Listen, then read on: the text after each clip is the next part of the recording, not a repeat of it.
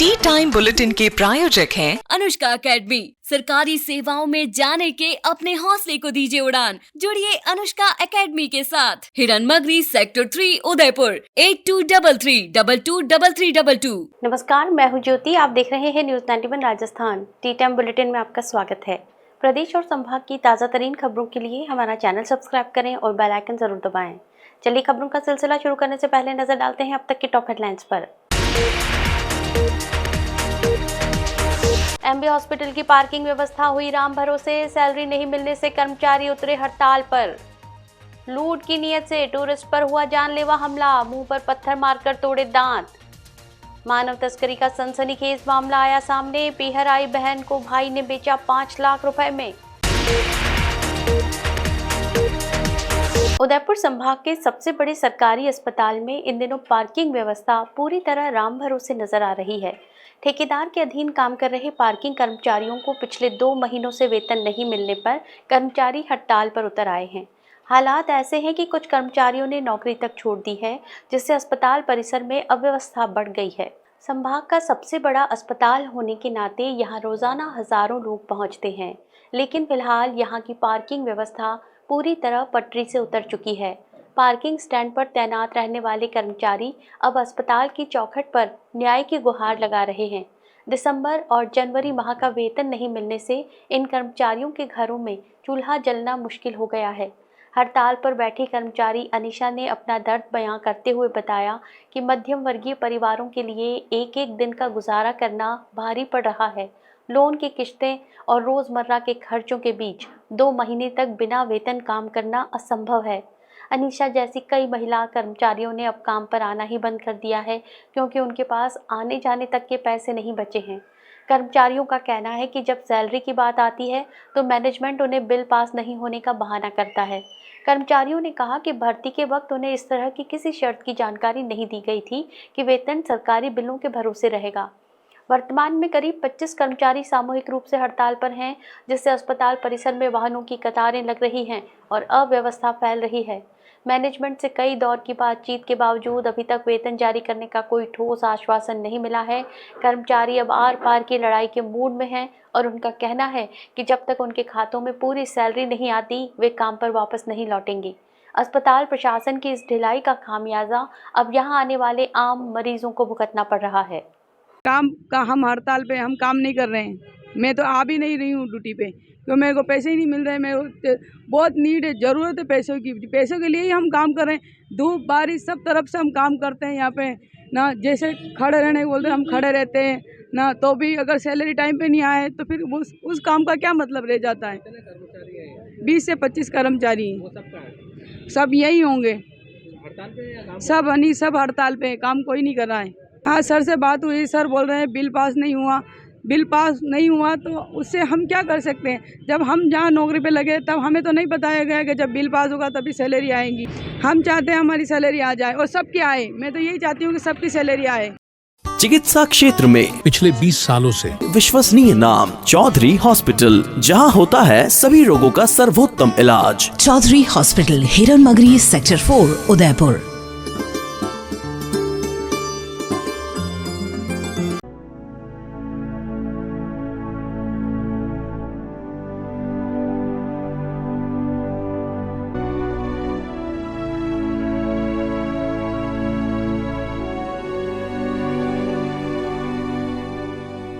पर्यटन नगरी उदयपुर में रेलवे स्टेशन के बाहर टूरिस्ट के साथ लूट की कोशिश और हिंसक हमले ने कानून व्यवस्था पर गंभीर सवाल खड़े कर दिए हैं। देर रात बदमाशों ने एक टूरिस्ट पर पत्थर से हमला कर उसे गंभीर रूप से घायल कर दिया। हैरानी की बात यह रही कि सूचना के बावजूद पुलिस समय पर मौके पर नहीं पहुंची और घायल को खुद ही अस्पताल जाना पड़ा। उदयपुर का रेलवे स्टेशन रोड अब बदमाशों का अड्डा बनता जा रहा है। सोमवार रात करीब 11:30 बजे जयपुर निवासी लोकेश के साथ हुई वारदात ने पूरे शहर को शर्मसार कर दिया है। लोकेश जब उदयपुर से पैदल रेलवे स्टेशन की तरफ जा रहे थे, तभी नटराज होटल के बाहर 3-4 बदमाशों ने उन्हें घेर लिया। बदमाशों ने पहले मोबाइल छीनने की कोशिश की और जब लोकेश ने इसका विरोध किया तो एक युवक ने उनके चेहरे पर भारी पत्थर से हमला कर दिया। हमले में लोकेश के 2 दांत टूट गए और होंठ पूरी तरह फट गया। खून से लथपथ हालत में पीड़ित ने किसी तरह भागकर स्टेशन पहुंचकर अपनी जान बचाई। विडंबना देखिए कि पर्यटन नगरी में एक घायल पर्यटक मदद के लिए पुलिस को फोन करता रहा, लेकिन आधे घंटे बाद भी पुलिस मौके पर नहीं पहुंची। दर्द से कराहते हुए युवक ने खुद एम्बुलेंस बुलाई और इलाज के लिए अस्पताल पहुंचा। प्रत्यक्षदर्शियों ने पुलिस की इस लापरवाही पर गहरा रोष जताया है। ऑटो ड्राइवर अख्तर खान ने बताया कि इस मार्ग पर असामाजिक तत्व लगातार सक्रिय हैं। महज 1 महीने के भीतर यहां महिला का पर्स लूटने और ऑटो पर पथराव जैसी कई घटनाएं हो चुकी हैं, लेकिन सूरजपोल पुलिस की प्रभावी गश्त नदारद है। अस्पताल में उपचार के दौरान पीड़ित लोकेश ने कहा कि उन्होंने कभी नहीं सोचा था कि लेक सिटी में उनके साथ ऐसी वारदात होगी। साथ ही पीड़ित ने कभी भी उदयपुर नहीं आने की बात कही। मेरे को ये एक्सेप्ट नहीं हो रहा था कि यहाँ उदयपुर अपनी जगह है, यहाँ पे आने के बाद में ऐसा होगा। कभी नहीं सोचा था ऐसा, कभी नहीं आऊँगा जिंदगी में, कभी नहीं आऊँगा, कभी उदयपुर नहीं आऊँगा। मैं अपने काम से आया था और मेरे को ये सिला मिला। उदयपुर के कोटड़ा क्षेत्र से मानव तस्करी का एक बेहद गंभीर और चौंकाने वाला मामला सामने आया है। एक विवाहिता ने आरोप लगाया कि उसके सगे भाई ने ही उसे गुजरात में 5 लाख रुपए में बेच दिया।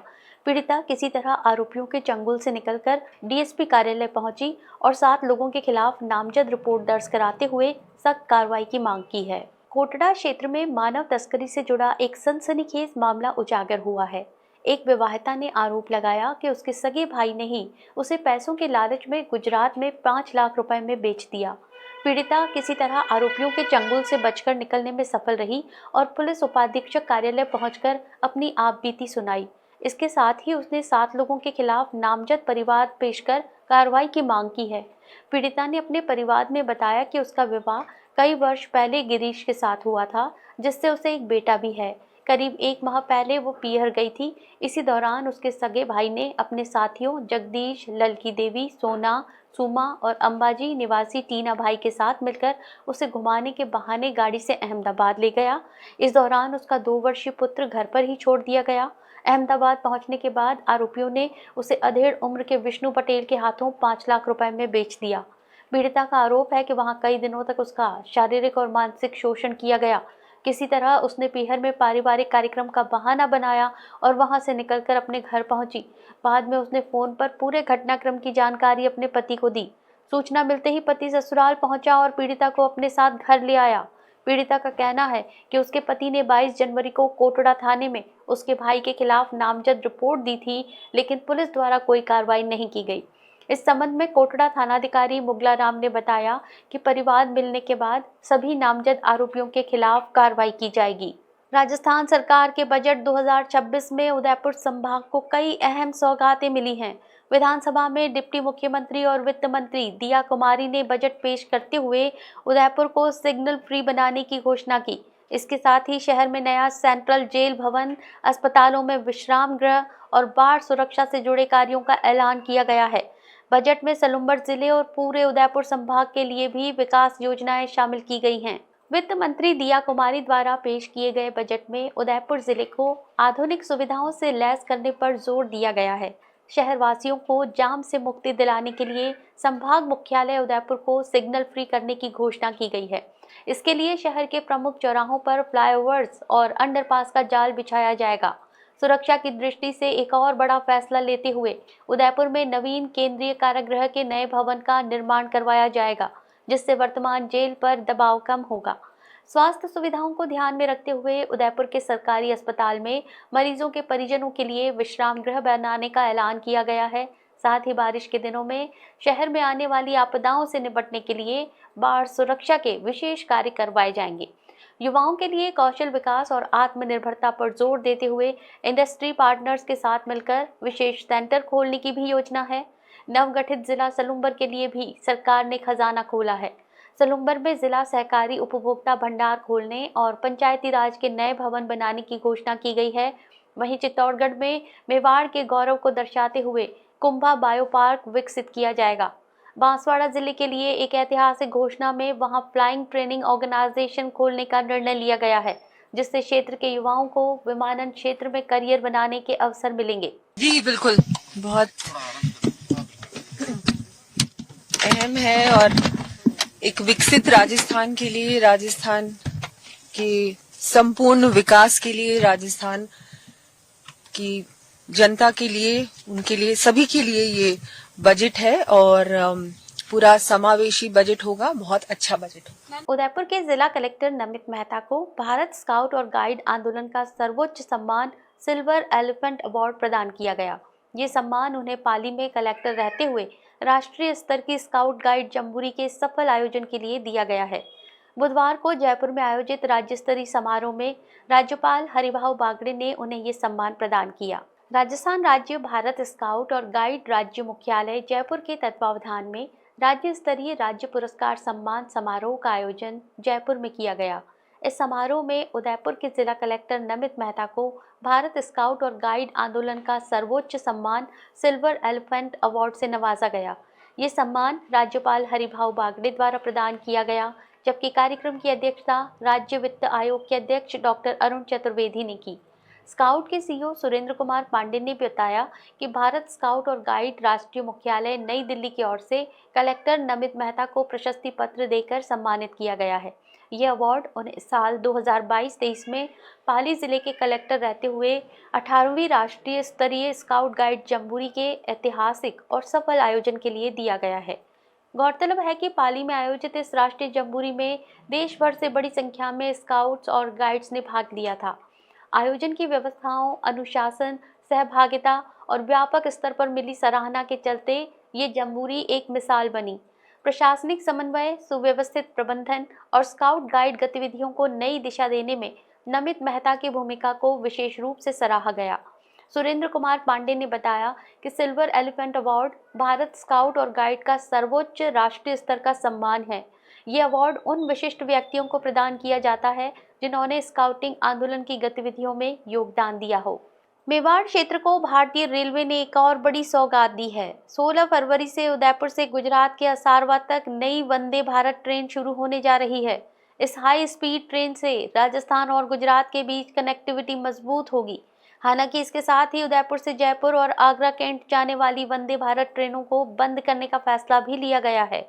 उदयपुर से अहमदाबाद रेल लाइन की आमान परिवर्तन और इलेक्ट्रिफिकेशन का काम पूरा होने के बाद अब इस ट्रैक पर high speed Vande Bharat train दौड़ने को तैयार है। आगामी 16 फरवरी से गाड़ी संख्या 26963 उदयपुर सिटी असारवा वंदे भारत एक्सप्रेस अपनी पहली यात्रा शुरू करेगी।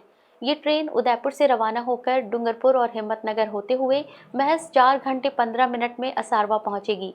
शेड्यूल की बात करें तो ये ट्रेन मंगलवार को छोड़कर प्रतिदिन संचालित होगी।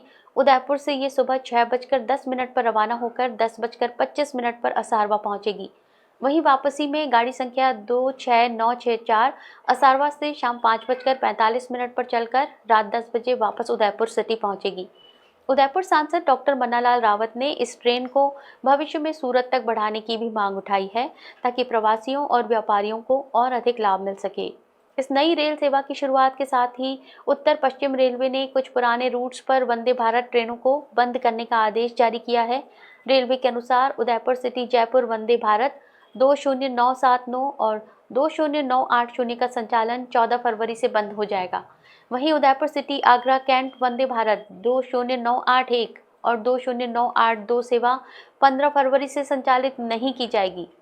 इस बदलाव से जहां गुजरात जाने वाले यात्रियों में खुशी की लहर है, वहीं जयपुर और आगरा जाने वाले नियमित यात्रियों को अब अन्य विकल्पों का सहारा लेना होगा।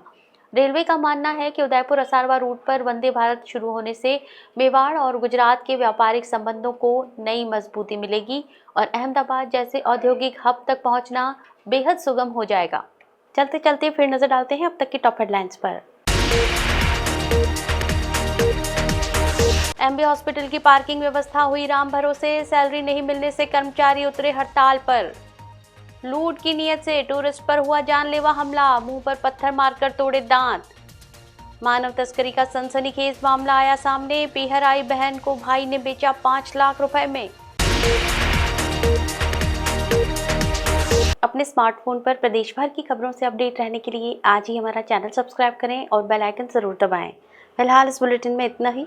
दीजिए इजाजत ज्योति को। आप देखते रहिए न्यूज़ 91 राजस्थान। नमस्कार। टी टाइम बुलेटिन के प्रायोजक हैं अनुष्का एकेडमी। सरकारी सेवाओं में जाने के अपने हौसले को दीजिए उड़ान। जुड़िए अनुष्का एकेडमी के साथ। हिरन मगरी सेक्टर 3 उदयपुर 8233 223322। ये है चैनल 91 प्लस नेटवर्क और आप देख रहे हैं न्यूज 91। न्यूज 91, आवाज हम सबकी।